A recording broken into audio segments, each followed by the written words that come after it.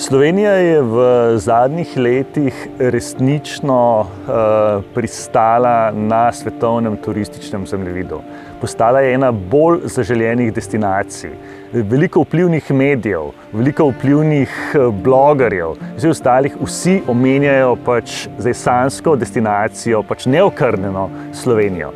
In vkolikor ne bi imeli tega zadnjega nesrečnega leta, povezanega s pandemijo, jaz mislim, da bi turizem v Sloveniji enostavno eksplodiral. Slovenija, poleg tega, da je prepoznana kot taka zelena, aktivna destinacija, še vedno ima ta status neke eksotične destinacije, torej še vedno nismo toliko poznani kot recimo Italija, Francija. In to je mogoče tudi ena velika priložnost za kolesarski turizem, ker nas turisti tudi iz bližnjih trgov, Nemčije, Avstrije, Italije, nas še vedno dojemajo kot eno tako majčkeno bolj posebno in hkrati še vedno alpsko-gorsko državico, ki bi bila torej zelo primerna recimo še vedno za aktiven dopust, ampak vseeno ponuja neki novega. Se pravi, naša velika prednost je država, za katero mislimo, da je zelo lepa in tudi je.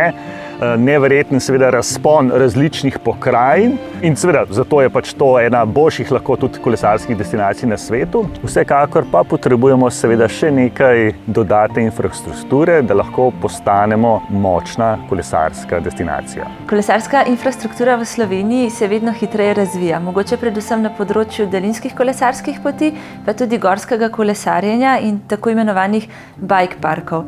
Tukaj bo sigurno splošno gledano potrebnih še nekaj izboljšav, predvsem mogoče na področju izobraževanja ponudnikov, na področju vključevanja javnega prometa.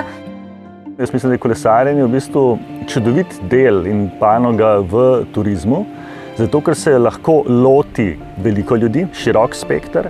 Na drugi strani je to definitivno zelo eko pristop k turizmu. In še nekaj je zelo pomembno. S kolesarjenjem, ki je seveda aktivnost, ki si jo želi in jo dela veliko ljudi, dosežemo tudi razpršenost. Se pravi, tudi če dobimo več ljudi, ki obiščejo Slovenijo v najlepših mesecih, s kolesarskim turizmom doživimo razpršenost po celotni deželi, ki blagodejno vpliva tudi na našo državo in na naše ljudi in se mi zdi zelo pravilna pot v neki turistični strategiji tudi Slovenije.